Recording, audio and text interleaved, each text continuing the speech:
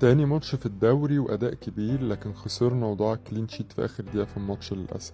النهاردة أخدكم معايا في تاني ماتش في الدوري قدام نادي دايموند. وصلت النادي بدري وكنا بنستعد عشان نتحرك لملعب الماتش اللي هيكون بره أرضنا النهاردة، وهنا إسلام المصري نجم الفرقة اللي دايما بتسألوني عليه. اتحركنا على الملعب وهنا كنا وصلنا ودخلنا الأوضة عشان نجهز للماتش. كنا نازلين مركزين اللي احنا عايزين نكسب ونعمل ماتش كبير قدام واحد من أقوى فرق المجموعة، وكنت مركز بشكل شخصي إن عايز أحقق الكلين شيت التاني على التوالي.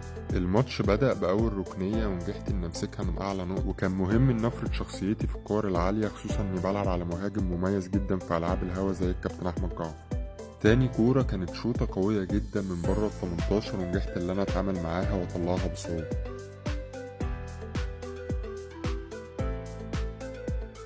ونجحت إن أنا أكمل تعامل مع الكور العرضية اللي اتلعبت عليا بثبات وهدوء، ونجحت ان انا اتعامل مع باقي الاختبارات اللي جات لي باقي الماتش، بس للاسف مش هعرف اوريها لكم عشان ما اتصورتش.